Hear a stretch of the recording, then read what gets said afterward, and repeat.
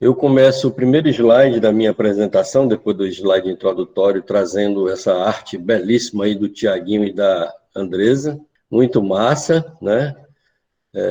Que legal. E para a gente pensar no tema, né? Paulo Freire na atualidade. A gente tem, inclusive, um livro do parceiro lá da Clédia hoje, né? Da Universidade Federal da Paraíba, que trata dessa perspectiva de atualidade. Já há mais de 20 anos atrás, ele tinha um livro falando da atualidade do pensamento de Freire, né, que é o Escocuglia. Enfim, Paulo Freire na atualidade, Escocuglia trata disso, né, e eu queria dizer para vocês que, na verdade, Freire sempre foi muito atual, especialmente nesse contexto presente, onde nós estamos vivendo aí uma situação muito parecida que Freire viveu na década de 50, quando, inclusive, chega no início dos anos 60, dos anos de 1960, chega a ter que sair do país, né, forçado pela ditadura militar, e nós estamos vivendo um momento muito parecido, onde há uma tentativa de destruição do país, né, uma loucura que nós estamos vivendo do ponto de vista da política nacional, né, e, recentemente, quase que esses bandidos conseguem aí avançar em cima do SUS, que é uma outra lógica extremamente favorável para esses bandidos de privatização de tudo, né? E é isso que está acontecendo aí nessa perspectiva de pensar Paulo Freire nos tempos atuais. Eu publiquei em 2017, salvo engano, não, acho que foi 2018, eu publiquei um artigo onde eu faço uma espécie de revisão da tese de Paulo Freire, da tese de professor, quando ele entra na Universidade Federal de Pernambuco, né, que é Educação e Atualidade Brasileira.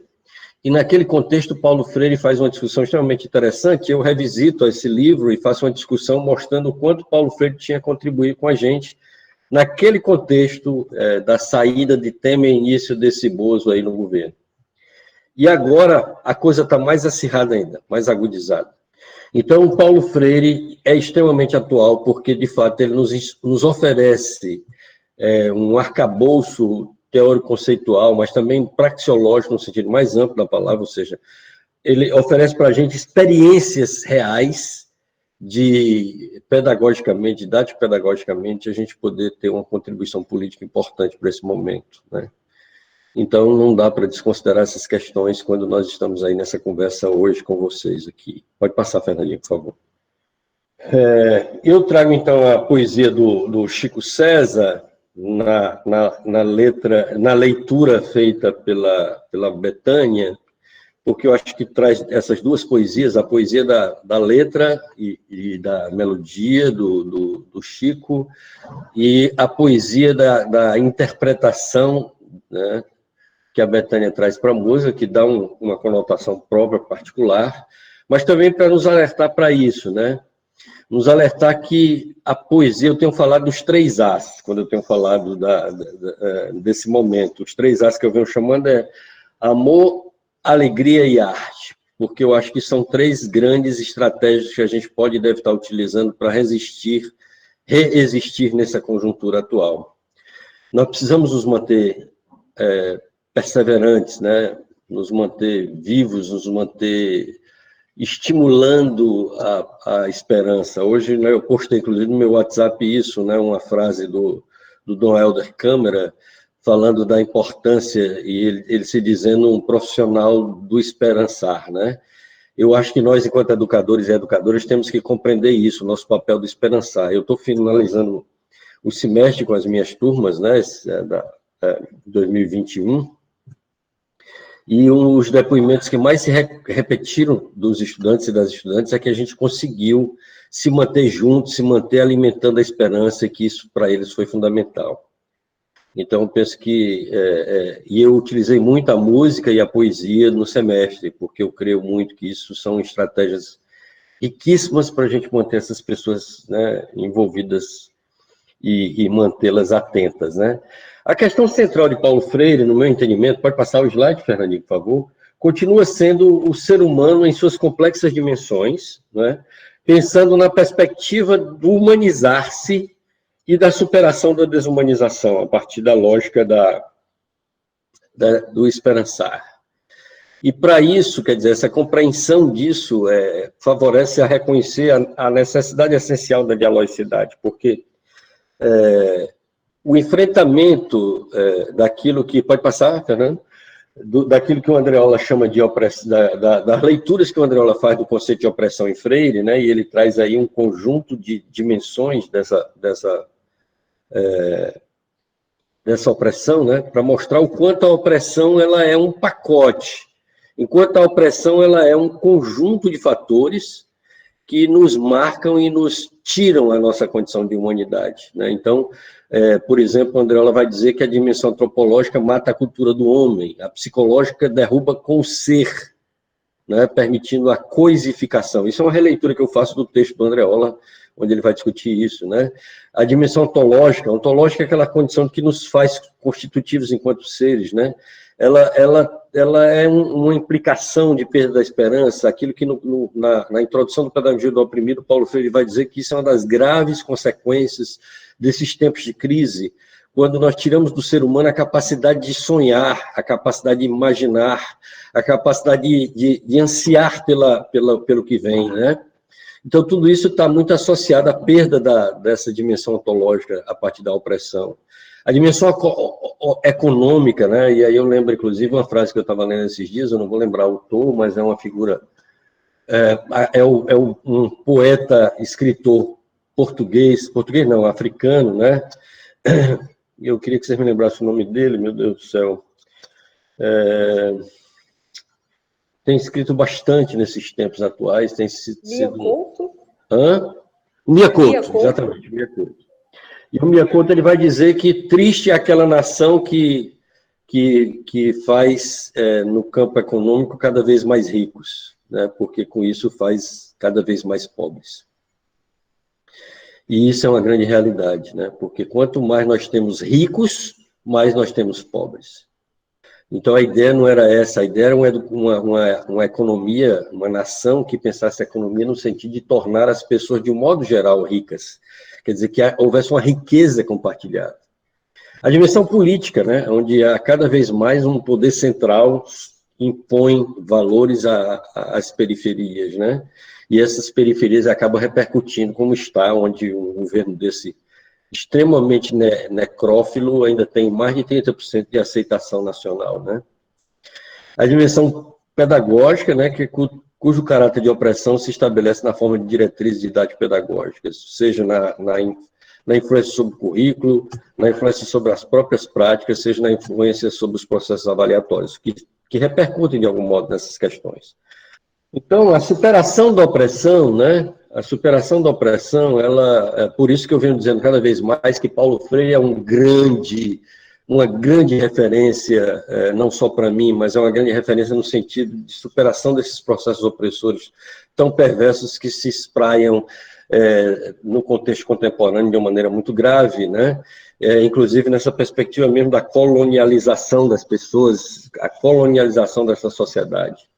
Então, eu trago essa frase de Freire, que é uma frase grande, mas eu peço a permissão de vocês para a gente ler junto, porque ela diz muita coisa. Ele diz assim: se faz indispensável aos oprimidos, às oprimidas, para a luta por sua libertação, que a realidade concreta de opressão já não seja para eles, para elas, uma espécie de mundo fechado, em que se gera o seu medo da liberdade. Eu vou parar aí para a gente pensar nisso, quer dizer, quanta gente, né, acaba à mercê dessa ação dos recursos midiáticos, principalmente hoje via internet, em que há uma grave proliferação de fake news, fazendo com que as pessoas tenham uma noção distorcida, e gente do bem fica pensando bobagem, gente do bem dizendo coisas assim, o PT acabou com esse país, quer dizer, gente que não tem noção do que está dizendo, que não conhece a história do país mais recente.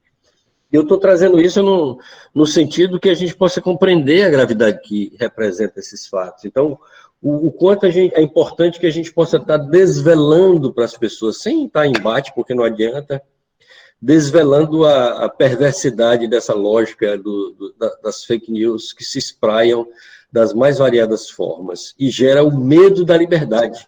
A gente tem medo de ser livre, a gente tem medo de ser feliz, como dizia as primeiras campanhas do Luiz Inácio da Silva, né? E a gente precisa, sim, a gente precisa continuar alimentando a importância da liberdade, a importância de reconhecer que somos capazes de sermos felizes, né? Então, é preciso entender e reconhecer esse fato. E a gente só pode sair quando a gente toma consciência disso, quer dizer, a tomada de consciência dessa situação opressora é que nos permite pensar numa superação dela. E aí, na superação dessa realidade opressora, é preciso reconhecer a nossa ação libertadora como um procedimento fundamental. E aí, a ação libertadora, ela se caracteriza por ações parceiras, né? Por parcerias, por articulações. Nós não conseguimos fazer nada isoladamente. É preciso que nós estejamos juntos, né? O Pacheco, né, aquele parceiro lá da Escola da Ponte, que está morando no Brasil já há alguns anos, nós estivemos aí no Cariri juntos um certo momento, e ele me disse na época, assim, João, se tiver 2 ou 3, a gente consegue fazer alguma coisa. Então, basta 2 ou 3, e a gente é capaz de fazer isso, né? Aliás, o Evangelho chega a dizer que basta 2, né? 2 ou mais, e a gente já dá conta de fazer alguma coisa de diferente nesse mundo.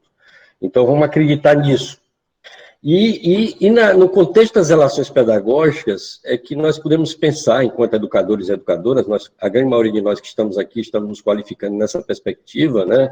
Aí que tem um bom grupo aí que a Adriana trouxe hoje, que envolve a questão do serviço social, mas o serviço social, ele necessariamente, ele é atravessado e atravessa as dimensões pedagógicas. As relações pedagógicas não se dão apenas numa sala de aula.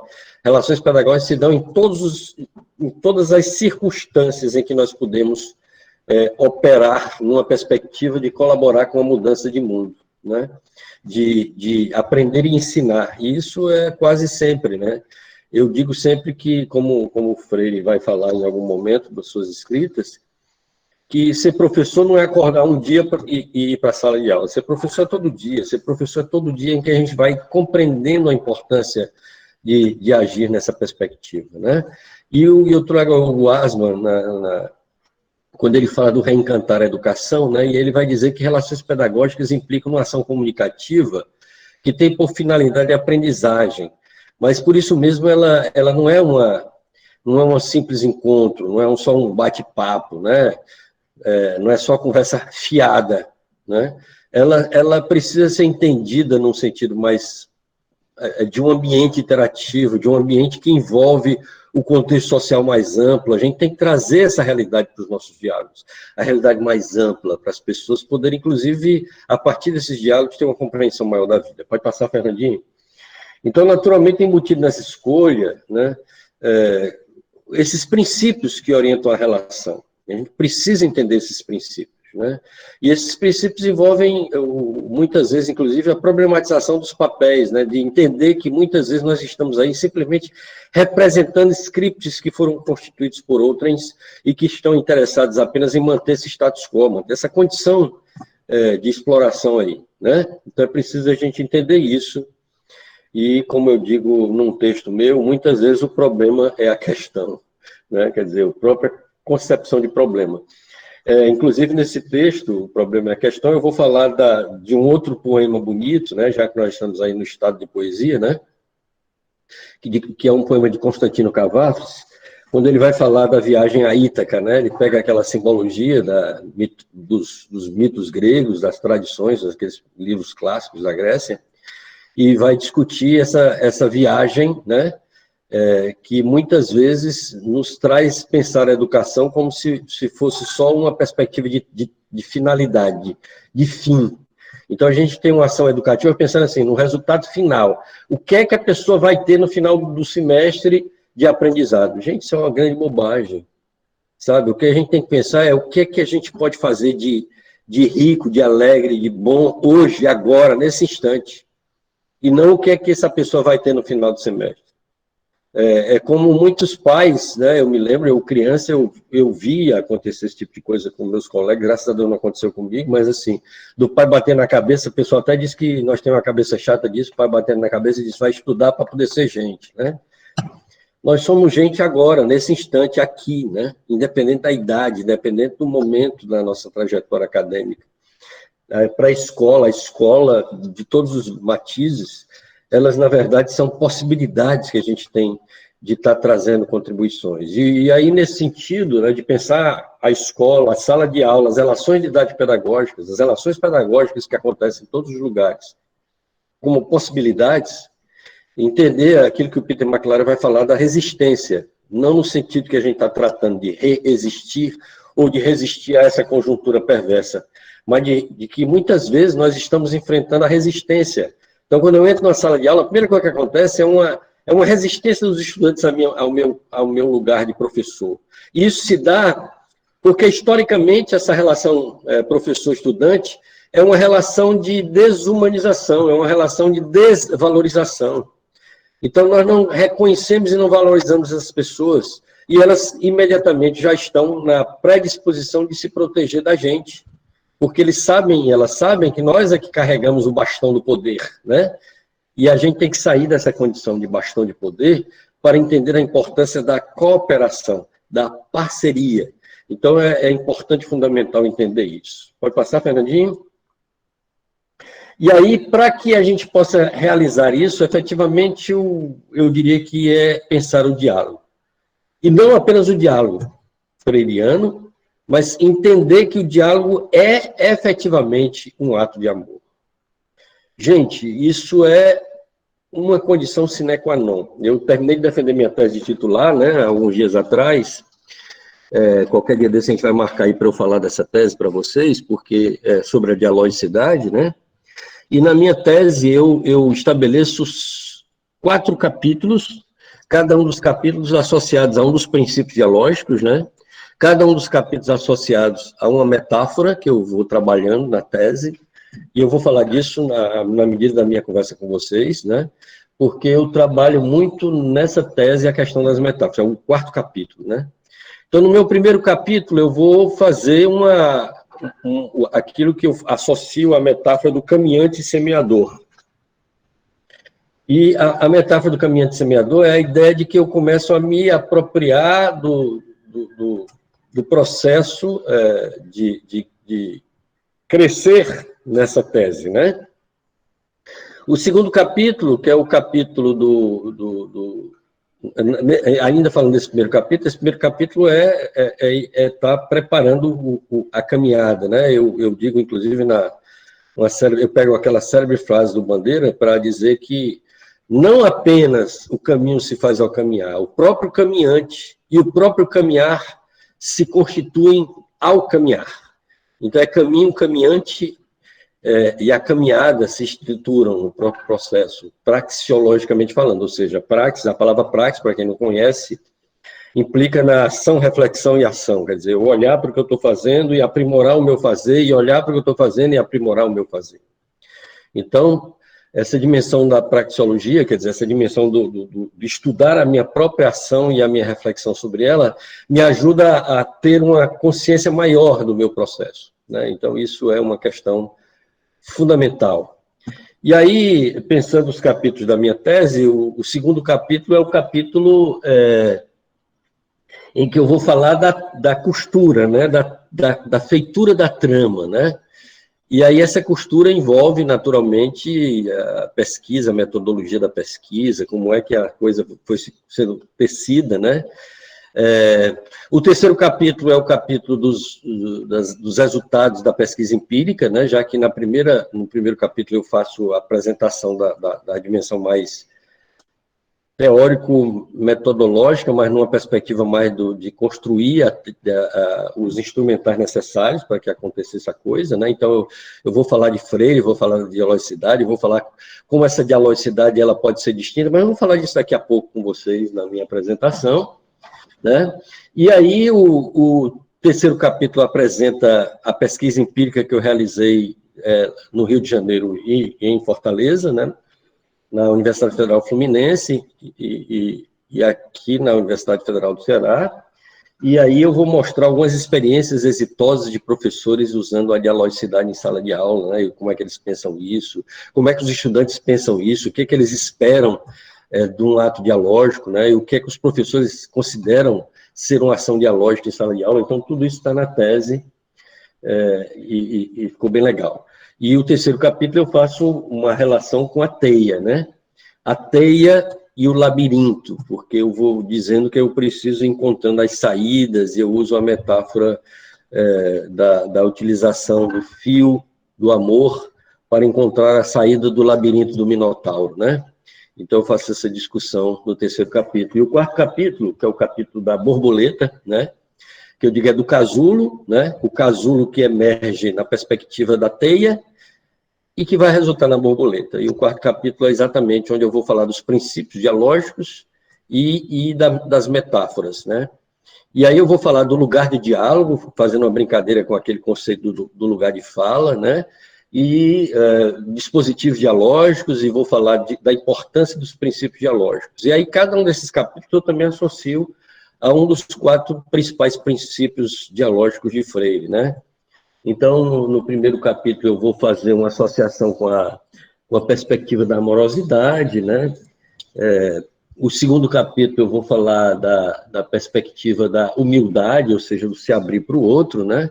O terceiro capítulo, eu vou falar da fé, que é essa coisa de acreditar que a gente dá conta, e o quarto capítulo da concepção de criticidade, né? Então, cada um também eu associo a um princípio. E no capítulo dos resultados, eu faço uma associação desses princípios também a 4 categorias empíricas que nós identificamos, né, no depoimento dos estudantes e depois no depoimento dos professores também. A gente trabalha com 4 categorias, cada uma delas associada a um desses 4 princípios dialógicos. Pode passar, Fernandinho. O ser humano, para Paulo Freire, é tudo isso aí e muito mais. Eu estou trazendo aí esses 4 fatores, esses 4 elementos também, né? Assim, eu brinco com os 4 elementos e com 4 cores. Fogo, terra, água, ar, né? E também com 4 cores, que para mim, as cores que eu escolhi foram o dourado, o vinho, o violeta e o azul. Então, a tese é muito colorida e está trazendo os elementos da constituição da vida, né? E aí, nesse caso, dessa lâmina, eu estou trazendo exatamente essa lógica que Freire traz no diálogo, né? Ele pensa que o ser humano é um ser de relações, é um ser que é um ser mais, portanto, é um ser inconcluso e é um autor ou autora da sua própria história, né? Então, isso é o que caracteriza o ser humano na perspectiva de Freire, na perspectiva da dialogicidade freiriana, e isso é fundamental, né? A educação também, no caso de Paulo Freire, ela tem uma perspectiva diferenciada, né? Porque, pode passar o slide, Fernandinho? Para Freire, a educação é um ato de conhecimento. Portanto, ele não dicotomiza epistemologia e metodologia didático-pedagógica. Aliás, a própria teoria dialógica, ela traz como implícito e necessário a gente começar a partir de um movimento epistemológico que é a identificação das palavras geradoras ou temas geradores, né? Então, a partir dessa identificação é que nós começamos a possibilitar o diálogo pedagógico e a possibilidade da aprendizagem, né? Ela é sempre política, e ela é política, e ela traz uma dimensão política, né? Então, a educação, freirianamente falando, ela é sempre política. E ela se faz através do diálogo, e ela é contextualizada, situada e datada. Eu queria, aí, antes de aprofundar a discussão, ver se vocês têm alguma pergunta sobre tudo que eu já disse até agora, e, em particular, sobre esse último slide aí. Alguém tem alguma questão? Professor, alguma questão? Oi. Sobre o último slide, eu só não compreendi bem essa ideia desse ser mais. Esse ser de relação ao que eu inconcluso, autor histórico. Mas esse ser mais, ele se abrangeria como? Tá. Para Paulo Freire, o ser humano é um ser inconcluso, no sentido de que nós estamos aí em processo de formação. E o ser mais é porque a cada movimento que a gente faz, no sentido de avançar, tanto do ponto de vista de compreensão da vida, de consciência, de aprendizagem, nós nos tornamos mais do que éramos. Então, ser mais é uma contínua, né? É uma constante, mas não é comparado com os outros, é comparado consigo mesmo, né? Aliás, isso é uma coisa importante quando a gente pensa. No meu último pós-doutorado, meu pós-doutorado sênior, a minha supervisora de pós-doutorado foi a Maria Tereza Esteban, que é uma especialista na área da avaliação e a gente conversava muito sobre isso, né? A gente chegou até a pensar em escrever um artigo, mas acabou não tivemos tempo até hoje, que era exatamente a avaliação dialógica, porque do ponto de vista da avaliação dialógica, nós não avaliamos as pessoas comparativamente, e nem por posicionamentos na sala de aula. Eu digo assim, tem a avaliação topológica, né? Quem senta lá no fundão tem nota mais baixa do que quem senta na frente. Então, a gente sai dessas lógicas aí perversas, que estão muito mais associadas a uma leitura mecânica da realidade do cotidiano, da sala de aula, e começamos a pensar nessa perspectiva, de fato, das interações, entendendo que quando eu me torno melhor do que eu estou sendo agora, eu já tenho uma melhora na minha avaliação, né? Então, isso é um processo interessante, que não fica restrito ao final mas ele é contínuo. Então, a avaliação, ela precisa ser contínua, ela precisa ser interativa, eu preciso entender o que é que o outro tem, o que é que o outro pensa sobre si mesmo, né? O que é possível compreender nessa conjuntura. Gente, a educação, ela precisa ser contextualizada. Não dá para a gente pensar uma educação artificial, que é aquela coisa que eu pego um texto do fulano de tal e digo para os meninos que tem que estudar esse texto, que amanhã nós vamos falar sobre ele, sem nem as pessoas terem noção de por quê, para quê, o que tem a ver esse texto. Isso é uma coisa tão comum, principalmente na universidade. Gente, olha, eu fui coordenador de programa de pós-graduação, eu transitei o Brasil inteiro, muitas vezes, conheci várias faculdades, várias instituições públicas, superiores e privadas, e é o habitual trabalhar com texto. E trabalhar com texto que não tem nada a ver com as pessoas que estão em sala. Então, a educação precisa de contexto, gente. Eu digo sempre que o texto tem que trazer em si o pretexto e o contexto que lhe faz existir. Se eu não integro essas três dimensões, eu não tenho uma compreensão dessa realidade. Então, todo texto tem que estar acompanhado do seu contexto, do seu pretexto. Mesmo que esse pretexto não seja do autor, e eu acho que é muito legal também poder dialogar com o contexto do autor, o pretexto do autor, às vezes o autor pensava uma coisa, a gente está fazendo outra, até porque a gente trabalha com a ideia da dialogicidade, e ao trabalhar com a ideia da dialogicidade, a gente trabalha também com um pouco dessa perspectiva antropofágica, como diria o meu querido professor Valdo Barcelos. E trabalhar com antropofagia é entender que a gente precisa, né, no bom sentido, comer o outro, comer a outra, no sentido de aprender o que o outro tem de bom para trazer para a gente, né? Então, isso é imprescindível. Então, a educação precisa ser contextualizada, ela é situada e datada, ou seja, eu preciso saber no lugar onde eu me encontro, mas também entender a datação desse lugar. Eu não posso estar falando de questões da história do passado sem associá-la a questões do presente. Não faz sentido para as pessoas, por exemplo, né? Ou trabalhar com uma matemática que enfoca uma perspectiva extremamente abstrata, sem considerar o concreto que lhe dá a existência. Então, dialogicidade, pensando a educação nesse sentido, ela repercute num sentido muito maior, né? Pode passar, Carmen, por favor. João. Opa! Você falou na expressão colonização das pessoas. Eu queria que você explicasse. Beleza, Mira. Beleza, é porque a gente tem falado tanto no grupo sobre isso que parece... Essa expressão que você falou. Beleza, obrigado pela pergunta. Obrigado pela pergunta. Fecha aspas. A gente tem trabalhado com o conceito de colonialidade, né, que é um conceito elaborado, produzido e oferecido para a gente a partir de sociólogos latino-americanos, principalmente um grupo de pesquisadores que se intitula Pesquisadores da Colonialidade e Decolonialidade. Tudo isso começou com um peruano chamado Aníbal Quijano, e depois ela se estendeu e aprofundou questões, e de uns 10 anos para cá, deixa eu ver aqui, 2000 mais ou menos 2000 para cá, isso tem chegado ao campo da educação. A partir de 2007, 2008, isso tem conquistado mais espaços nos estudos da educação. E é entender o seguinte: a colonização dos países pela Europa, ela se deu fundamentalmente com as grandes navegações, que a gente chama de grandes invasões marítimas, né? Entretanto, essas invasões marítimas que deram território para a criação, inclusive, da ideia de Europa, ela foi acompanhada de um movimento que a gente pode entender como colonializante. E aí a diferença entre colonizar e colonializar é que colonizar implica na questão mais territoriais. Entretanto, colonializar implica em tomar de conta do outro do sentido ideológico, né? Então, envolve a questão das ideologias, envolve a questão de se apropriar das ideias, e aí entra toda essa coisa de fake news, de uso da mídia para manipulação das pessoas, a ideia que nós temos de sociedade, o desvalor que nós temos enquanto latino-americanos, enquanto brasileiros, enquanto nordestinos, né? Então, tudo isso tem a ver com esse pacote chamado de colonialidade. E no meu entendimento, e no entendimento de boa parte dos pesquisadores e pesquisadoras que trabalham com essa discussão no ponto de vista sociológico, o grande aporte que nós temos no campo da educação é Paulo Freire, para pensar numa ação decolonializante. Então, uma pedagogia freiriana é uma pedagogia decolonial. Por quê? Porque ela se propõe à superação dos estados de opressão, né? E buscar situações e relações que façam, que potencializem a autonomia e a liberdade.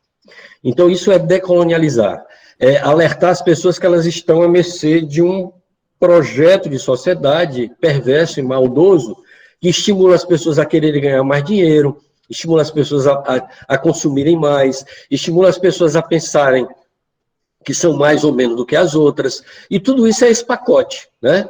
Então, a colonialidade é uma ação perversa e que implica numa leitura de mundo e faz com que as pessoas não consigam ler esse mundo de maneira correta. E aí uma educação libertadora, uma educação pensada a partir do oprimido, é uma educação, ou com o oprimido, melhor dizendo, é uma educação que se propõe a elaborar uma leitura crítica da realidade para que possa as pessoas compreenderem o quanto estão à mercê desse conjunto maior e poder sair dessa lógica. Porque o Paulo Freire vai dizer que somente o oprimido é capaz de libertar o opressor, e, portanto, somente aqueles que estão dentro do contexto da colonialidade são capazes de decolonializar essa relação social. Então, oi. Não, só uma reflexão. Nem sei se tu preferia que as reflexões fossem no fim, mas... Não, como é que coloca? Com relação a essa figura do... Na verdade, com relação a todo o contexto todo, né, de construção desse educador e dessa educação, quando Freire... São muitos elementos dessa colonialidade, né?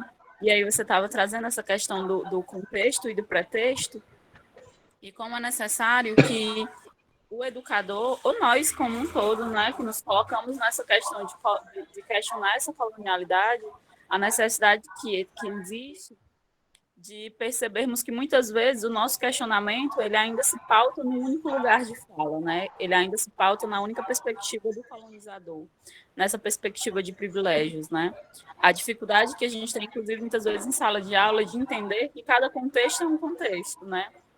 De que existe a possibilidade e a necessidade de aprendermos com cada ser, porque cada um vai ter essa possibilidade infinita de nos acrescentar, de nos ensinar, de sermos capazes de aprender. E essa perspectiva da colonialidade, eu acho que, inclusive, nós como educadores, temos isso muito forte, nós, em acreditarmos que o nosso olhar ele vai ser múltiplo, e ele não é naturalmente múltiplo, né? Ele é múltiplo a partir do momento que eu sou capaz de entender que o outro tem toda uma importância, né? Que o outro tem todo o seu pretexto e o seu contexto a partir do seu olhar. E isso é uma questão da colonialidade, né? Que a academia, por muitos anos, só continuou essa projeção dessa ideia colonial, de ter apenas um olhar, né? Apenas uma perspectiva sendo apresentada, e negando tantas outras, né? Invisibilizando tantas outras. E aí eu acho que é uma questão que hoje tenho olhado muito e lembrado muito da necessidade de olharmos para ela. E acho que na sua tese isso também fica muito evidenciado, né? Acho que naqueles que pregam, que conseguem trabalhar os elementos de forma mais múltipla, eles conseguem também perceber isso, né? Obrigado, André. É isso mesmo. Está certíssima. Gratidão. João, Oi. eu queria complementar a fala da Andréa. Eu concordo com ela, acho que é isso. O Boaventura fala desse desperdício de experiências, né, que a modernidade ocasionou justamente por sermos obrigados a assumir uma única visão, uma visão monolítica, né, um único pensar. E aí eu quero acrescentar a isso, quer dizer, a amplitude das visões e a consideração e a valorização dos diferentes lugares, dos diferentes saberes, mas eu quero acrescentar a isso uma outra questão, que é a questão do olhar descolonial. Eu tenho acompanhado algumas colegas, gente assim que tem feito estudos importantes, mas que o olhar descolonial tem ficado na dimensão do racional. Quer dizer, se eu me disponho a fazer um olhar descolonial para a realidade, e, no entanto, o meu único método é olhar racionalmente, eu também perco outras dimensões fundamentais do corpo. A dimensão da emoção, do sonho, da memória, desse corpo em vida, desse corpo em festa, desse corpo atuante. Quer dizer, ampliar também o modo de conhecer, o modo de encontrar a realidade. Então, se eu trabalho a partir de um quadro, uma obra de arte, e eu percebo ali um olhar, eu percebo ali a interferência da colonialidade, mas para eu lançar um olhar descolonial, tentando reexplicar, né? Para eu lançar um olhar descolonial, eu não posso agir simplesmente ou unicamente pela razão, pelo entendimento, pelo intelecto, senão pelo o desejo de me experimentar, ou de experimentar o meu corpo em vida em relação com esse quadro, né? Quer dizer, ou com esse filme, ou com essa música, ou enfim, com o mito, o conto, né? Então eu acho importante a gente ampliar nesse sentido de que nós somos múltiplos também nas dimensões do que o nosso corpo permite em termos de compreensão e de interpretação da realidade. É isso. Volta a palavra, João.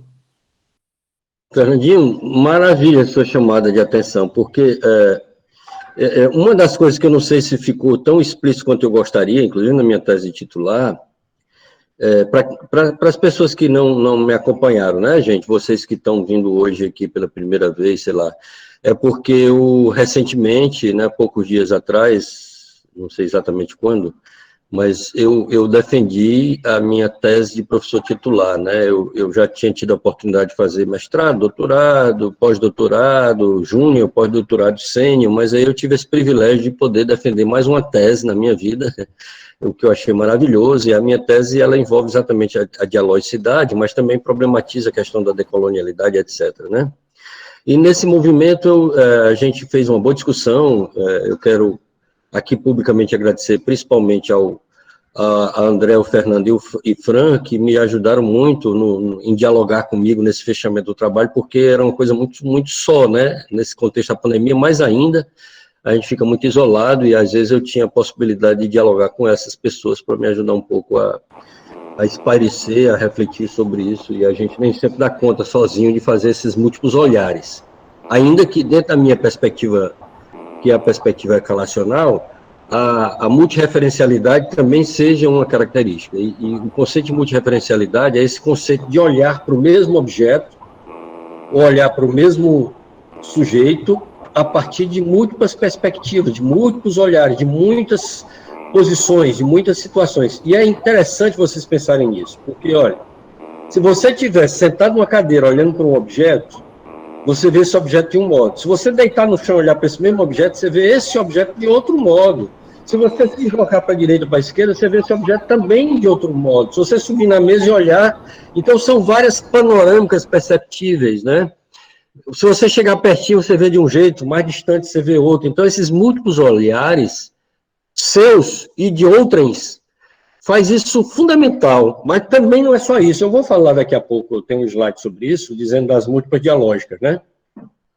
Mas já que provocado pelo Fernandinho, provocado não, eu estou tirando isso do meu vocabulário, essa palavra provocado, inspirado, incentivado, animado pela fala do Fernando, eu queria ressaltar isso, porque tem a ver com a leitura de mundo, né, Fernando?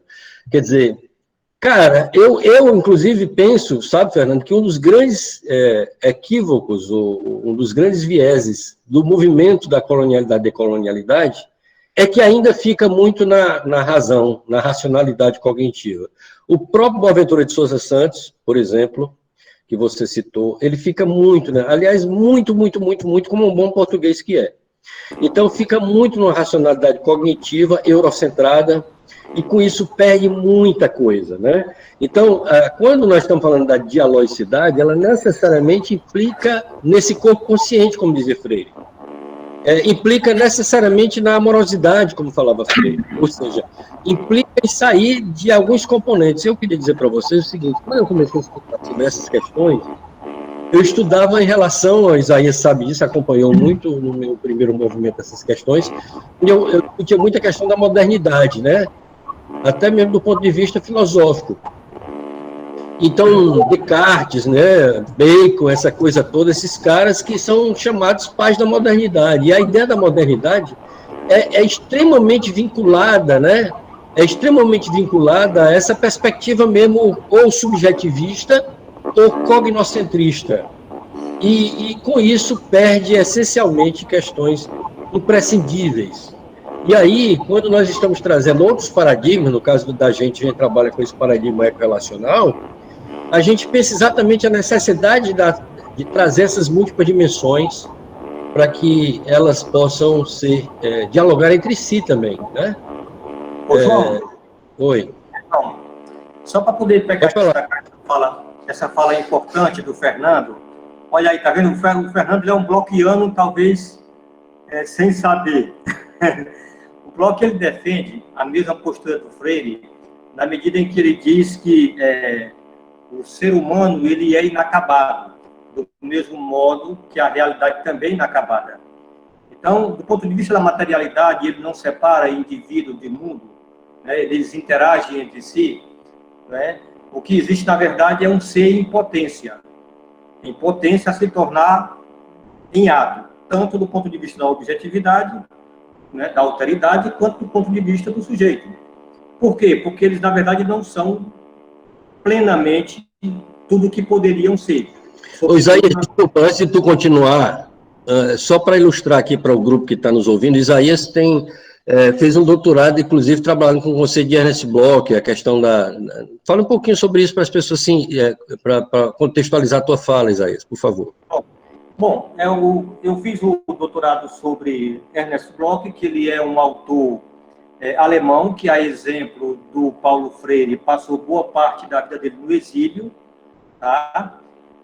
A obra dele principal é uma obra chamada de O Princípio e Esperança, onde ele faz uma releitura do marxismo. Todos vocês sabem que o marxismo faz uma leitura a partir da matriz econômica, onde ele vai discutir reificação, alienação, exploração, mais-valia e tudo mais. O que é que o Bloch traz de inovador em relação ao marxismo? É porque ele vai trazer um discurso sobre a ética e sobre esperança, sobre o desejo, sobre os afetos, sobre a imaginação, e ele vai dizer que não a realidade não se transforma por si só. A lógica econômica não vai produzir socialismo nem um mundo melhor. O que transforma a realidade são as pessoas, a partir dos seus afetos, a partir dos seus desejos, a partir da imaginação. E ele parte de um princípio muito embrionário, fático, que é a fome. A fome impulsiona as pessoas a desejar, né? A desejar, primeiro, matar a sua fome, de maneira mais imediata, mais empírica, porque a fome dialoga diretamente com a sua existência, né, como ser vivo.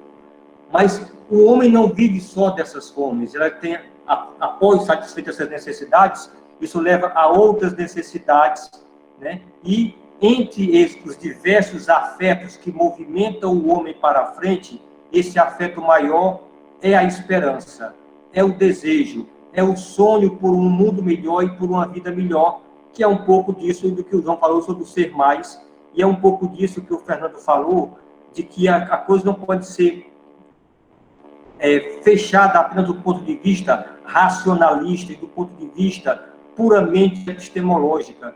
Os indivíduos são pessoas que sonham, são pessoas que desejam, são pessoas que imaginam, elas têm afetos, né? E são esses afetos que mobilizam as pessoas para frente. Essa é a grande narrativa do Bloch. Se você fosse comparar Bloch com Marx, você poderia dizer que o Bloch descobriu em Marx os elementos da espiritualidade, do desejo, da imaginação, da esperança e do sonho por uma vida melhor. E a partir dessa narrativa da fome como necessidade mais primária, mais imediata, que dialoga diretamente com a condição da própria existência do indivíduo, ele vai dizer, para satisfazer essas necessidades, o homem interage com sua quididade, ou seja, com seu gênero, e dialoga com o mundo. E dialoga como? A partir do sonho. Todos nós, e aqui, olha só que um bloco interessante, né? Todos nós temos um sonho na vida. Todos nós chegamos onde chegamos porque nós sonhamos. Nós projetamos, né, os nossos afetos desejantes, que ele vai chamar de afetos expectantes, primeiro na nossa cabeça. E depois a gente pega e efetiva isso no plano da realidade. Então, isso é uma demonstração clara de que o indivíduo é um ser em construção. Ele é um ser inacabado, ele não é um ser pleno, tá bom? O que não significa dizer que, superado a condição de alienação, de reificação da sociedade que nós vivemos, o homem ainda assim estará acabado? Não. Nós vivemos no que ele chama de uma ontologia do ainda não. Por quê? Porque nós somos sempre seres inacabados. E ele diz que essa ontologia do ainda não, né, ela passa por alguns pressupostos. Primeiro, tudo que nós criamos, projetamos, fazemos, ela dialoga com a materialidade histórica. Mesmo, Fernando, quando é produto da imaginação. Porque a nossa imaginação hoje, ela empiricamente é fruto da sua imaginação, da minha, que dialoga com o contexto externo a nós e que faz com que nós projetemos uma visão de mundo a partir da relação que nós estabelecemos com o nosso gênero e com a materialidade contextualizada no qual nós vivemos. Então, a imaginação, o sonho, o desejo, a esperança tem tanta força material quanto a lógica do movimento da economia, como diria Marx. Então, a imaginação, ela não é produto de uma mera abstração. Ela tem uma empiria, e ela tem uma força material. Tanto é que, como foi dito aqui no início pelo João, né, que quando duas, três, quatro pessoas se reúnem para discutir um determinado conteúdo, aquilo lhe ganha uma força. Então, os elementos do espírito, para o Bloch, têm tanta força material quanto a própria lógica do movimento da economia. Então, esse é um aspecto interessante, que eu diria que o Bloch fez foi descobrir, na verdade, a ética, a moral e a utopia dentro do marxismo como um fenômeno do espírito, e não como um fenômeno onde está preso puramente a uma luta entre classe trabalhadora e burguesia, né, permeada apenas pela lógica da economia. Ele disse que essa é uma visão empobrecida do movimento, né, de transformação da realidade. Mas aí eu quero só concluir, eu vou dizer o seguinte, que ele vai dizer, olha, tudo que existe, ele assume uma forma material. Inclusive, as nossas ideias têm força material. Então, nada existe sem essa relação com a materialidade histórica. Primeiro pressuposto. O segundo pressuposto é que No entanto, mesmo agindo pelo sonho, pelo desejo, pela imaginação, pelos afetos, pela esperança de construção de uma vida melhor, a materialidade não se transforma conforme nós queremos, mas conforme os possíveis presentes no próprio movimento da materialidade. Tá certo? Então, o homem não transforma o mundo como ele quer, mas como é possível. Mas, de todo fato, em todo caso, o homem é o agente da transformação. É o homem que dá forma à matéria. A matéria, se você fosse considerar na época do Platão, né, ele dizia que a matéria ela era informe, ela não tinha forma, portanto, ela caminhava entre o não ser e o nada.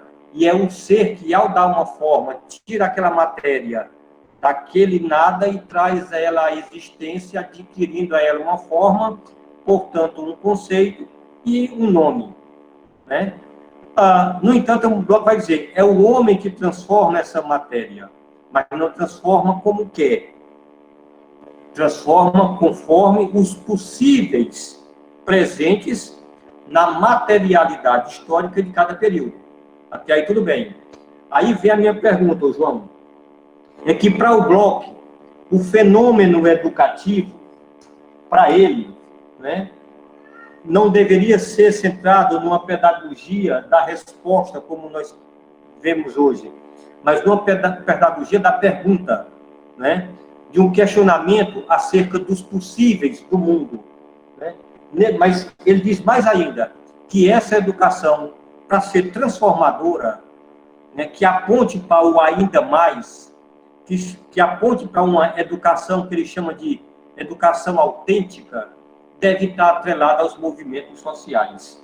Aí vem a minha pergunta, como é que o Freire se localiza nessa narrativa entre educação e movimentos sociais? Obrigado. Gratidão, Isaías. João, se me permite... O cabo é esperto, o cabo é bom, rapaz. O cabo é sabido, rapaz. Diz, Fernandinho. João, queria só falar mais uma coisinha, porque a gente, no encontro passado, você trouxe a dimensão da teia, né? E a gente olhando para a teia, você identificou ao fio da teia o que você chama de linhas desejantes. Isso eu fiquei da semana passada para cá pensando sobre essa coisa das linhas desejantes, do desejo, que o Isaías também traz agora. Eu queria, inclusive, que o Isaías pudesse nos indicar um livro. Eu realmente nunca li Bloch, e pudesse nos indicar um primeiro livro, assim, para a gente ler. O primeiro dele, rapaz, o primeiro é o dele. Como é? O primeiro é o dele. Pois é, e pudesse também disponibilizar para a gente a tese, né? Para a gente ler. Pois é, a tese do Isaías, Fernandinho, se tornou um livro onde ele trata de Bloch. Muito, muito bom o trabalho, muito massa. Pronto, pois eu quero conhecer. Mas só para concluir. Então, eu sempre tive uma certa dificuldade, uma dificuldade minha, de lidar com a coisa do desejo. Porque, para mim, o desejo soava como uma coisa muito individual, né? E como a minha formação sempre foi ligada aos movimentos, a pensar os coletivos, etc., eu, equivocadamente, tinha esse pensamento. Só que, olhando para a teia, e aí eu achei importante isso da semana passada para cá, essa reflexão. Olhando para a teia que o João traz, se o fio da teia são as linhas desejantes, cada desejo, cada fio, está interligado com todos os outros fios e, logicamente, com todos os outros desejos.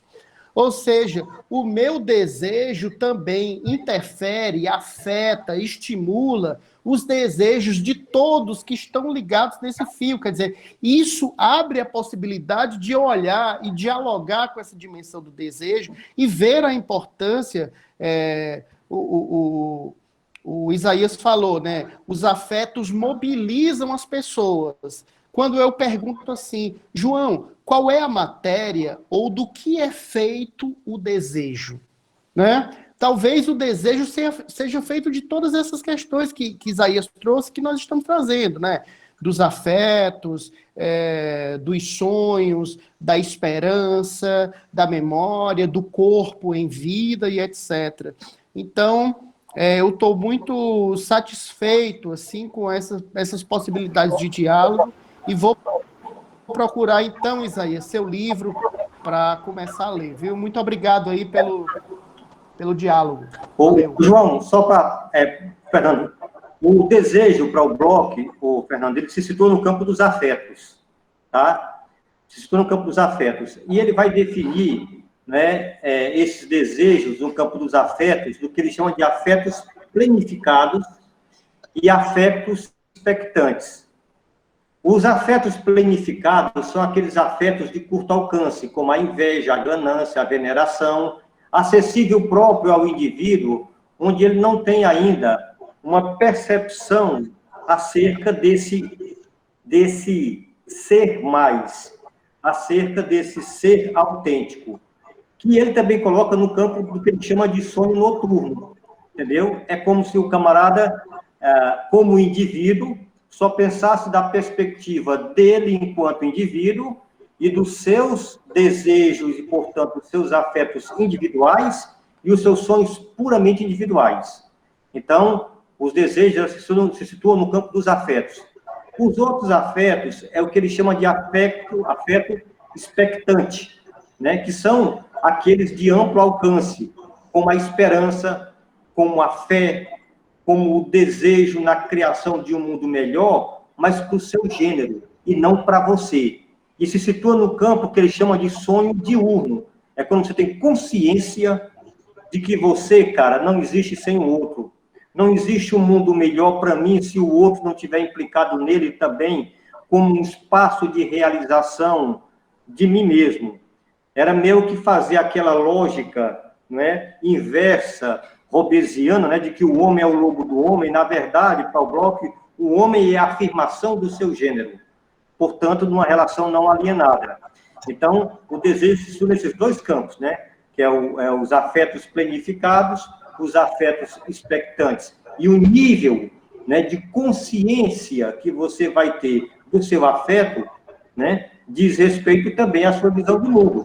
É uma visão noturna, aquela visão ainda alienada, ainda sombria, né, presa puramente ao individualismo e aos desejos, dentro da lógica que nós conhecemos do individualismo possessivo, né, capitalista. E a outra lógica é uma lógica do ponto de vista da afirmação do homem e do seu gênero como sujeito da construção de um mundo mais humano, onde o mundo possa ser mais e o sujeito também possa ser mais. E eu não posso ser mais sem a afirmação também do outro. Bom, não, Fernandinho? Mas deixa eu dizer aqui uma coisinha, né? É o seguinte, até porque eu quero, meu papel aqui é de provocar, não, tira a palavra, troca a palavra, estimular, potencializar a curiosidade do Isaías também e do Fernando, né? Então, eu não vou ficar só corroborando o que ele disse, que eu concordo totalmente, mas eu queria também instigá-los, né? Então, a minha tentativa de resposta às duas questões que vocês trouxeram, que não, na verdade não são duas, e na verdade a gente podia conversar em um mês todinho sobre elas, mas eu vou só apontar alguns elementos, e primeiramente incentivar o Isaías a pensar algumas questões. Por exemplo, Isaías, eu acho que Nietzsche, Schiller, são caras que têm uma questão interessante para ajudar a gente a problematizar algumas contribuições do Bloch, porque, por exemplo, essa separação que o Bloch faz, pensando o noturno como mais associado ao desejo, mais identificado com o inconsciente, eu acho que ela é uma leitura que eu diria que precisaria de ser complementada, ser enriquecida. Do mesmo modo, pensar o desejo expectante na perspectiva de que esse é diurno, também eu entendo isso como parcial. Eu acho que tu podia aprofundar e alargar essa questão a partir de Freire. Porque, no meu entendimento, Paulo Freire contempla muito mais essa perspectiva que o Nietzsche, o Schiller traz. Eu acho que é muito mais é muito mais avançado de superação da modernidade, porque eu acho que isso ainda está muito identificado com a lógica moderna, que separa, entendeu, o consciente e o inconsciente, que separa o noturno do diurno, Apolo e Dionísio, né? E não foi por acaso que eu comecei a conversa de hoje a partir da poesia, que é profundamente dionisíaca, baconiana, né? Noturna. Entretanto, e aí já dialogando com o Fernando, eu diria que a ideia é exatamente essa, Fernando, de entender que as linhas desejantes, elas são essenciais. O problema é que a gente não pode ficar limitado a ela, porque quase sempre, ou você está num outro conceito que eu utilizo na minha tese de doutorado, vocês podem até acessar o livro depois, quem tiver interesse e não tiver o livro, pode me pedir, mas na minha tese de doutorado eu digo que é preciso aliar percurso desejante à trajetória de significação. Senão, eu caio na loucura de pensar que o noturno é só noturno e o diurno é só diurno. Eu separo. E a separação é um problema. O que eu preciso é estabelecer o diálogo entre essas dimensões, entendendo que o noturno ele pode ser extremamente rico, porque, na verdade, tem os nós crísicos. E é a partir dos nós crísicos que os desejos se misturam. Então, o desejo individual, ele repercute no desejo coletivo, né, como a Miriam está colocando aqui. Então, essa interação entre todos e partes que potencializa que um desejo individual possa ser pensado numa perspectiva mais ampla e potencialize as ações transformadoras. E aí, já na questão que o Isaías coloca, Paulo Freire estava permanentemente trabalhando a partir da educação popular. A educação popular é uma educação eminentemente ligada aos movimentos populares, Isaías, aos movimentos sociais. Então, ele acreditava que era fundamental a gente pensar todas essas ações, operações, a partir de grupos, nunca jamais indivíduos isolados. Então, todo o movimento era um movimento de parceria. E era nessa perspectiva, eu diria, que para Freire havia essa conexão entre o individual e o coletivo. E o noturno já não ficava mais restrito a um desejo limitado ou limitante, mas ele potencializaria uma perspectiva de um desejo expectante também, ou seja, um alimentaria o outro, porque nós precisamos da noite para dormir e sonhar, e do dia para agir, mas no dia, na ação, eu preciso do sonho, e no dormir eu preciso trazer também para o meu sono essas perspectivas vividas no dia. Então, quando eu consigo misturar essas coisas, eu consigo crescer enquanto ser. E eu consigo colaborar muito mais amplamente com o contexto social mais aprofundado. E aí, Fernando, eu diria que os desejos são feitos de sonhos, né? Como o próprio Bloch coloca, né? A esperança é feita de desejos e sonhos, mas é entender o que é que significa isso, né? Quer dizer, ontem, eu inclusive tenho um slide mais na frente, mas como ninguém vai dar conta mesmo dos 20 slides que eu trouxe hoje, olha que eu fui modesto, eu só trouxe 25 slides, mas mesmo assim ninguém vai dar conta, né? Porque começam essas conversas que são fundamentais e a gente vai, né, se espraiando, né, e é normal, maravilhoso. Mas uma pergunta que uma estudante me fez ontem, que eu trago um slide para falar sobre isso, que tem a ver com a dialogicidade nos tempos de hoje, né, com Paulo Freire nos tempos de hoje, ela pergunta exatamente sobre isso, em que medida é possível trabalhar com a educação que pensa a perspectiva racista para brancos, né? Que pensa a perspectiva da pobreza para ricos. Como é que é possível fazer esse diálogo, né? Porque isso é um diálogo complicado. Então, criar a possibilidade desse diálogo é extremamente complexo e difícil. E eu diria que extremamente necessário nos tempos atuais. Como é que a gente potencializa isso? Porque a gente sabe que para que haja diálogo é preciso haver dialogantes. Se o outro não quer dialogar, não há diálogo. E, portanto, por isso que Freire dizia que o processo libertador ele só é possível a partir dos oprimidos. Porque são os oprimidos que se predispõem a sair da opressão. O opressor raramente se dispõe a fazê-lo. Mas e aí, quando é essa pessoa que despertou para essa condição, né, de opressor oprimido, porque também nunca algo é separado do outro, de fato, né, a gente carrega, como dizia já Hegel, a gente carrega o escravo dentro do senhor e o senhor dentro do escravo, né? Então, essa sair dessa relação dicotômica e integrá-las na perspectiva de que o senhor é o senhor de si e o escravo de si, na perspectiva de tecer essa sociedade maior, mais rica, melhor, é que faz a diferença. A mesma coisa, sair dos desejos individualistas e pensar o desejo numa perspectiva mais ampla, né? Então, isso é fundamental. Se nós temos essa compreensão dessa perspectiva mais ampla, a gente tem condições de corroborar com essa sociedade do sonho.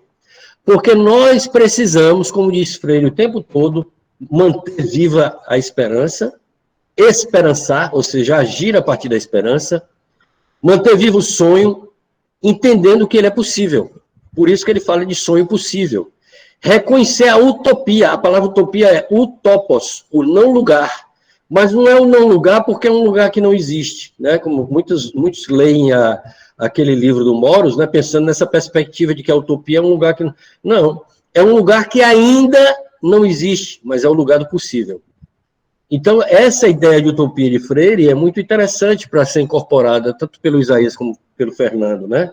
Compreendendo, portanto, que faz muito sentido o que o Bloch coloca, mas, no meu entendimento, está implícito na proposição freiriana, muito embora a proposição freiriana seja uma proposição de idade pedagógica, muito mais, né?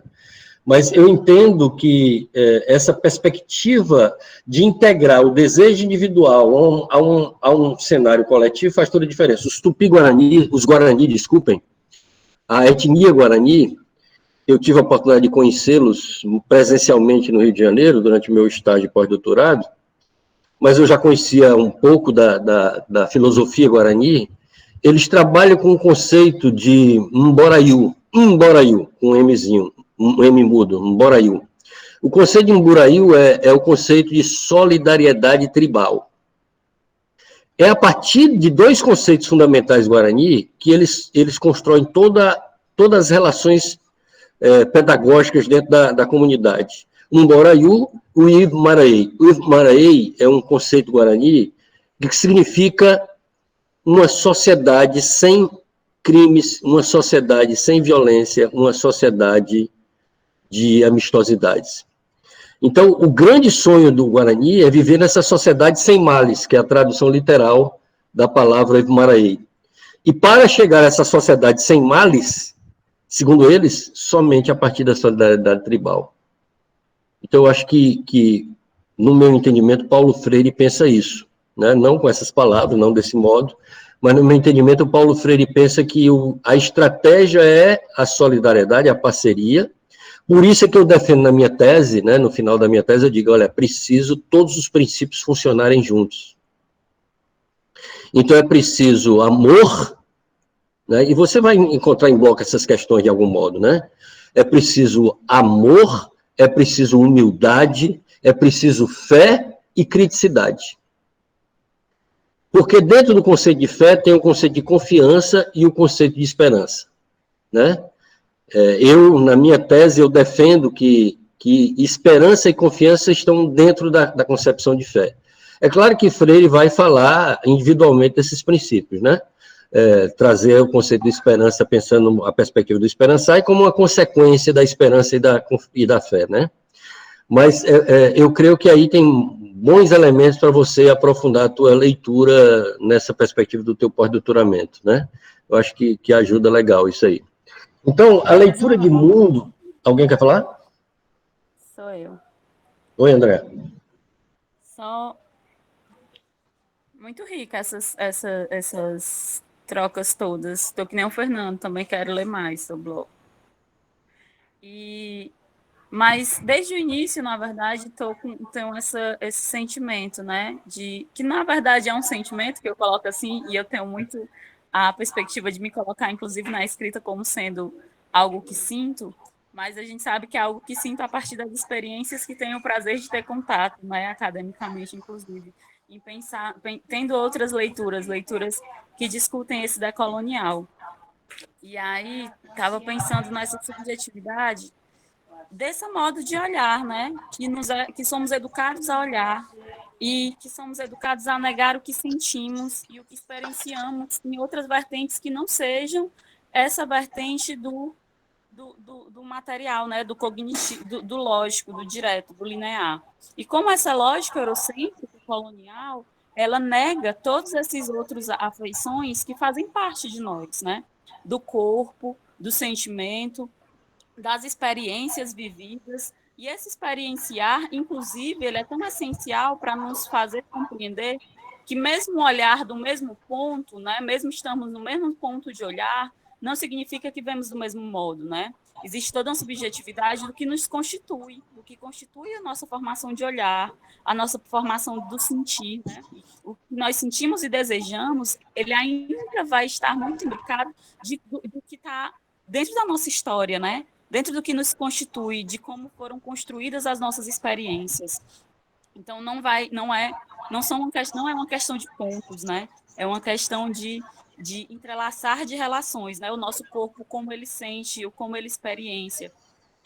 Tudo isso vai estar muito relacionado.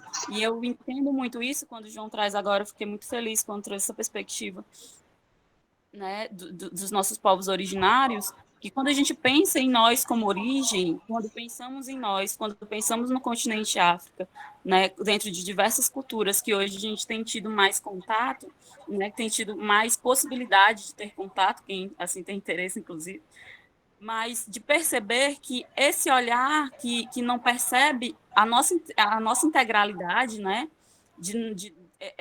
que a decolonialidade ela exige isso, né, que nos percebamos dentro do aspecto espiritual, sendo parte desse ambiente natural, sendo parte do outro também, né, não somos só somos, nós fazemos parte desse todo. E aí eu acredito que esse olhar decolonial, ele questiona, inclusive, essa perspectiva de como nos constituímos as nossas percepções de mundo, né? Porque elas foram nos impostas de uma forma, e quando a gente olha para as nossas origens, elas não são de fato assim. Quando a gente olha para as nossas origens, nós vivemos sim em comunidade. Os nossos sonhos, eles se constituem em comunidade. Os nossos desejos, eles se constituem nas relações, né? Quando a gente pensa nas nossas matrizes indígenas, a gente percebe que esse olhar, ele não é constituído dessa forma, e eu acredito muito, e Freire para mim é uma grande referência, porque ele nos convida a olhar dessa forma, né? A olhar de outras formas possíveis, olhar dessa forma amorosa, e eu entendo que quando eu amo, eu sou capaz de perceber o outro e respeitá-lo dentro da sua diversidade de experiências, que vão envolver o espiritual, o emocional, o corpo, tudo isso vai estar dentro daquela questão, né? Vai estar dentro desse envolvimento. Que essa dicotomização é algo muito moderno, não é algo que consegue nos explicar o que de fato somos. Ela não é suficiente. Eu acho que isso é o grande papel, inclusive, da gente ter um pensar decolonial, pensar essa decolonialidade e olhar para questões originárias, né? Entendendo que nós somos elementos que integram, né? Que nós não existimos sem essa relação. O que somos sem pensar essas relações? Ontem mesmo eu sou cientista ambiental, né? Então, quando leio, eu vou ler muito sobre território, essas questões. E ontem estava procurando um pouco sobre territorialidade e afetos. E aí vi uma autora que ela falava dos quilombos urbanos, né? Da formação desses quilombos urbanos. E aí ela ia desde a origem de várias matrizes, né, do continente África, de diversas culturas e formações, e trazia para cá, para a formação desses ambientes urbanos periféricos. E com essa leitura desse ambiente urbano periférico, ele se constitui de outra forma, né? Na relação da troca, na relação do convívio comunitário, no perceber o outro como parte da minha comunidade, e não dentro desse ambiente estrito, né, que a colonialidade tenta nos impor, como se não fizéssemos parte desse todo. Então, eu acho que todos esses olhares, é isso, né? Todos esses olhares, eles integram uma questão. E aí, Fernando traz essa questão do desejo, e fiquei pensando também nesse desejo. Mas, como esse desejo também, nós somos esse desejo, né? Ele nos constitui e ele fala muito da nossa subjetividade. E aí eu acho que a gente tem que ser cuidadoso para não tentar controlar o nosso próprio desejo. Porque aí eu não sei se ele ainda seja um desejo, né? Eu acho que isso também faz muito parte desse viés da colonialidade, esse controle. É importante que nos sintamos como parte desse íntrigo e que dessa interligação, né? Mas esse desejo, ele vai ser comum quando nós nos entendemos como parte. Ele naturalmente vai ser comum ao coletivo, né? ele naturalmente ele vai ser parte disso. Mas ele ainda constitui muito do que somos, né? E aí eu conversei muito com o João essa perspectiva do acolher, né? Necessidade da gente olhar melhor para como a gente acolhe e como a gente, inclusive, se acolhe, né? Como a gente acolhe os nossos desejos, os nossos interesses e as nossas vontades. E a gente é tão educado a nos reprimirmos que, inclusive, a gente esquece de se acolher. E aí eu acho que hoje a gente começa com essa perspectiva do amar, né?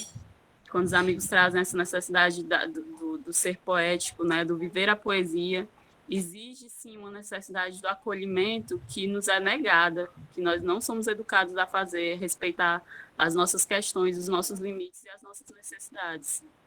E quando a gente não consegue se respeitar, vai ficar muito difícil respeitar também um outro, né? Acho que eu falei várias coisas, se fosse para conceituar tudo, era uma briga.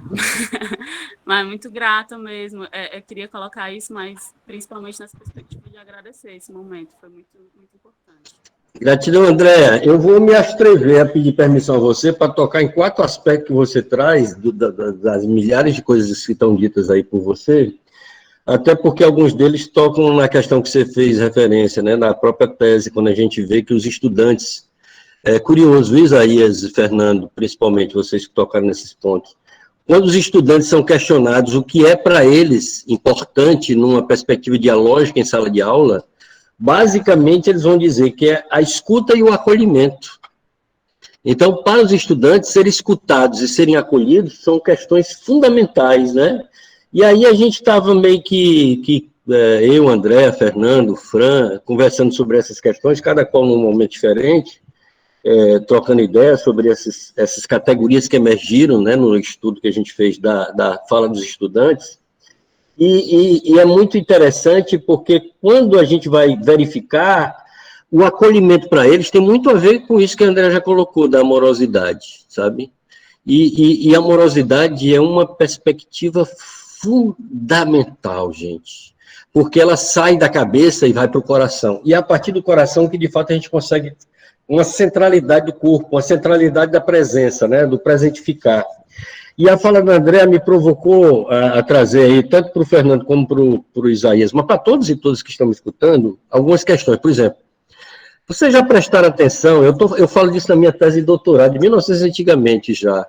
Vocês já prestaram atenção que o que é enfatizado de sentidos, né, nós temos, em tese, 5 sentidos, embora eu acho que temos mais, mas em tese nós temos 5 sentidos.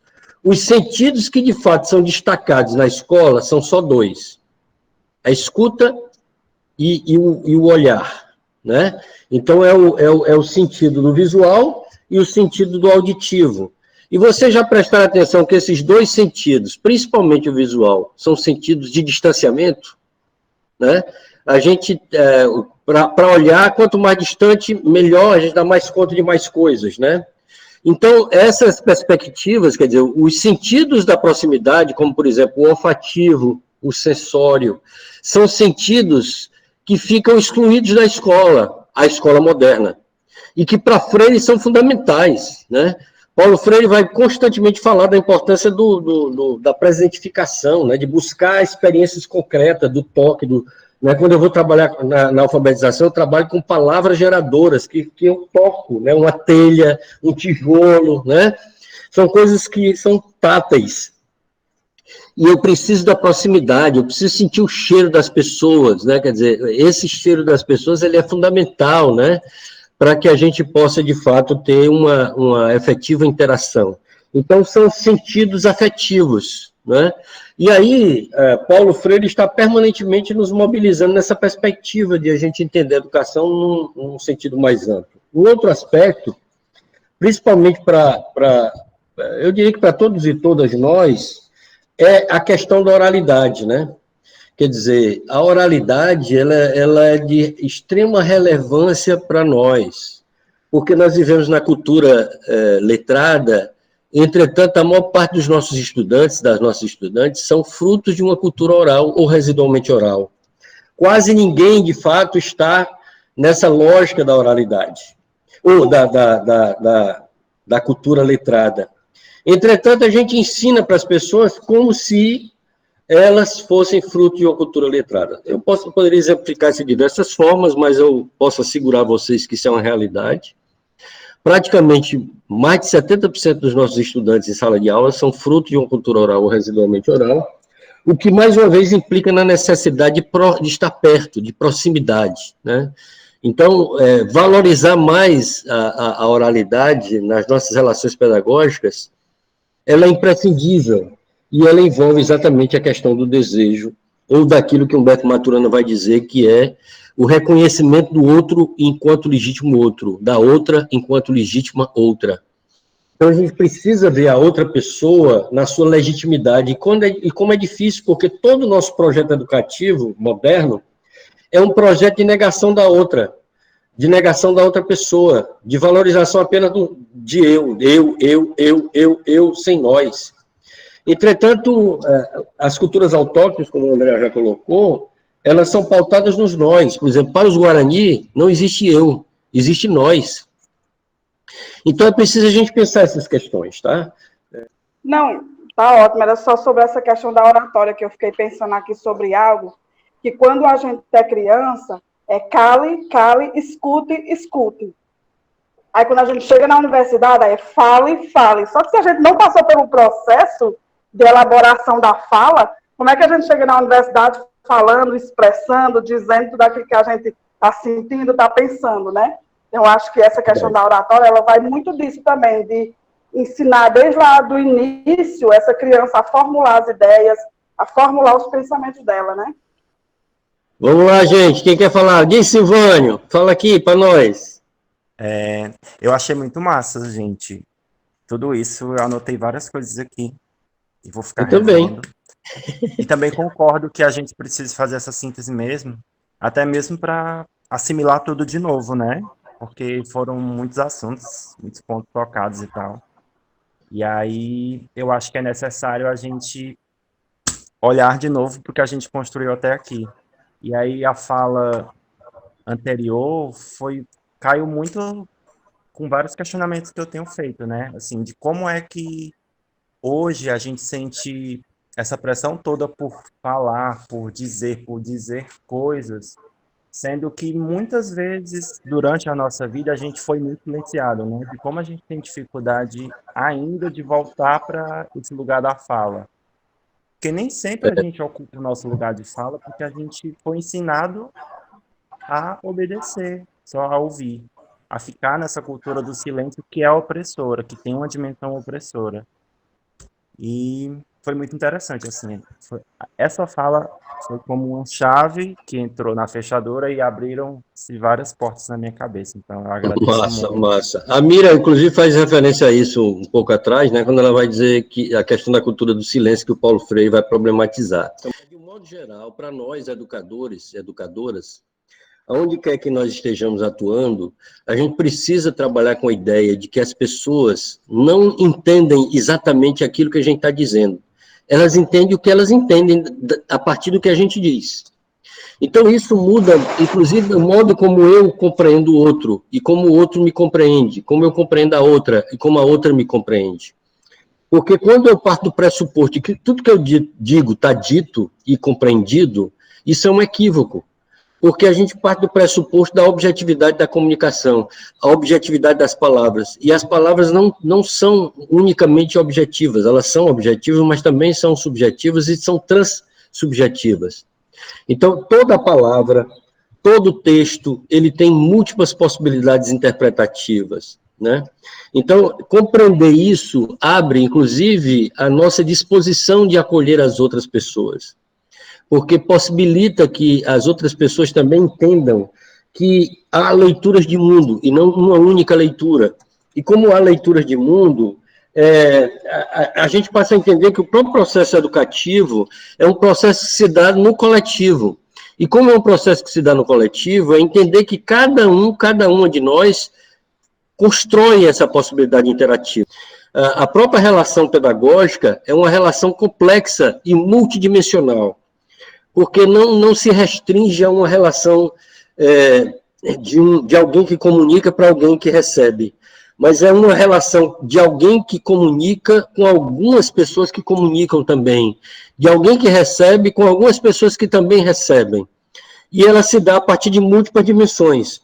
Portanto, ela não se restringe a uma leitura objetiva da realidade, mas ela se amplia por múltiplas possibilidades de leitura da realidade, né? Então, a multireferencialidade, que eu já fiz referência aqui, ela também é uma questão importante de ser contemplada no projeto de educação dialógica, né?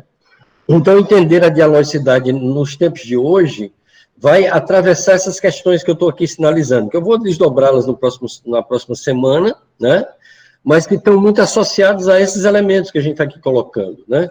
Então, eu preciso pensar, entender que essa realidade, ela trata de uma complexidade enorme. Eu posso olhar para um objeto único, um lápis, e cada um de nós estabelecer 1000 interpretações desse lápis, e trazer 1000 elementos a partir desse lápis, e trazer 1000 possibilidades de entendimento, de compreensão, ou de desentendimento, e de conflito.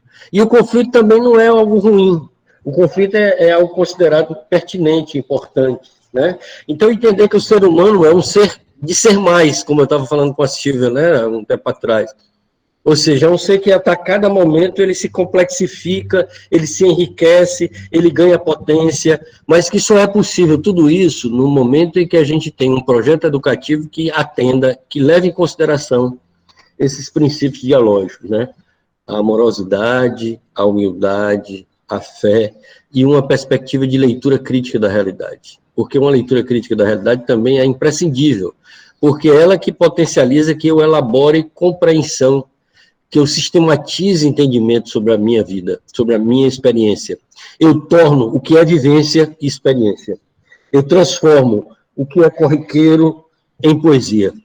Então, é preciso entender, como a gente começou aqui hoje, no nosso encontro, entender que, como diria o nosso querido poeta lá do Centro-Oeste, né, Manuel de Barros, entender que, regra geral, a poesia tem uma peculiaridade curiosa. Ela é feita a partir da inutilidade. É o inútil, o grande material da poesia.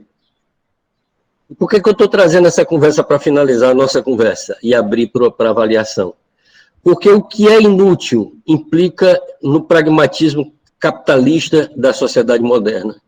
Então, entender a relação entre utilidade e inutilidade está muito associada à própria lógica capitalista. Então, entender que a inutilidade é riquíssima e potencialmente alarga nossos horizontes, porque amplia nossos desejos, faz uma grande diferença. Eu queria finalizar, portanto, a minha apresentação de hoje, ressaltando isso. A poesia tem como principal matéria-prima a inutilidade, tendo em conta a concepção capitalista e moderna do que é útil e do que é inútil. Porque é a partir das relações no cotidiano, daquilo que pode parecer sem importância, que a gente faz com que a importância seja adquirida a partir dos afetos.